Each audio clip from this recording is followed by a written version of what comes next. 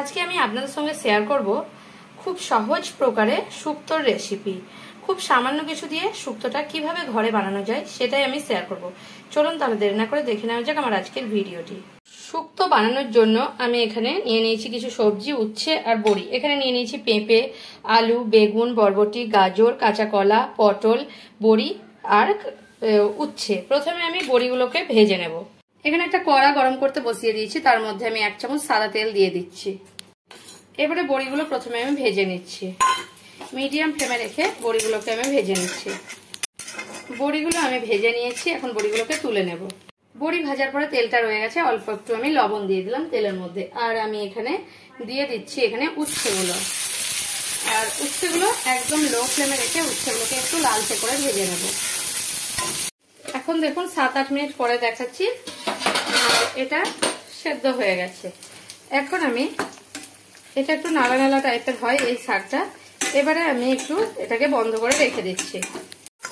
এবারে আমার উচ্ছেটা ভাজা হয়ে গেছে, এখন আমি উচ্ছেটাকে তুলে নেব। এখন 1 চামচ তেল আমি দিয়ে দিলাম, সাদা তেল। তেলের উপরে আমি 5 ফোড়নটা দিয়ে দিলাম। 5 ফোড়নটা ফুটে উঠলে 1/2 চামচ লবণ দিয়ে দিলাম। আর লবণ দেওয়ার পরে আমি সব সবজিগুলো এখানে কিন্তু একসঙ্গে দিয়ে দেবো। আপনারা চাইলে বেগুনটা, পটলটা আগে ভেজে নিতেও পারেন, কিন্তু আমি একই সঙ্গে দিয়ে দিচ্ছি। এবারে মিডিয়াম ফ্লেমে রেখে এগুলোকে আমি ভাজতে থাকবো ঢাকা দিয়ে দিয়ে। এবারে একটু হলুদ গুঁড়ো দিয়ে দিলাম। হলুদ গুঁড়ো দেওয়ার পর এটাকে আবারও নেড়ে নিচ্ছি 1 মিনিট। এখানে আমি শুক্তোর জন্য একটু আদা আর জিরেকে বেটে নেব। এখন ভাজা ভাজার পরে আদা জিরে বাটা দিয়ে দিয়ে এটাকে আমি একটু কষাতে থাকবো 2-1 মিনিট। আদা আর জিরে বাটা দিয়ে দিলাম।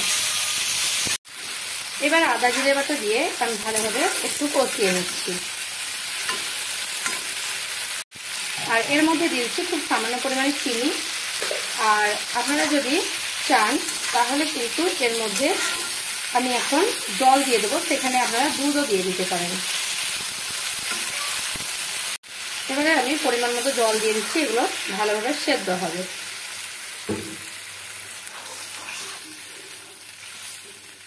এবারে এখনো পুরো সেদ্ধ হয়নি, ভালোভাবে সেদ্ধ করার জন্য আমি এটাকে 10 মিনিট মিডিয়াম ফ্লেমে রেখে এটাকে ঢাকা দিয়ে সেদ্ধ হতে দিচ্ছি। 10 মিনিট পরে আমি খুলে দেখাচ্ছি এটা সেদ্ধ হয়ে গেছে। এখন আমি বড়িগুলো এর মধ্যে দিয়ে দিচ্ছি। আর যে করলাগুলো ভেজে রেখেছিলাম আমি, সেই করলাগুলো দিয়ে দিচ্ছি। তারপর আরো 2 মিনিট আমি এটাকে ফুটতে দেব। এখন 2-3 মিনিট ফোটার পরে আমার মনে হচ্ছে আর একটু লবণ আমার প্রয়োজন, তাই আমি লবণ দিয়ে দিলাম। আর এখানে একটু ভাজা মশলা দিয়ে দেব।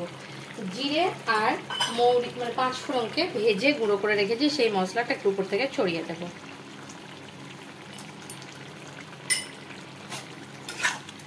এবারে এটাকে আমি নামিয়ে নেব।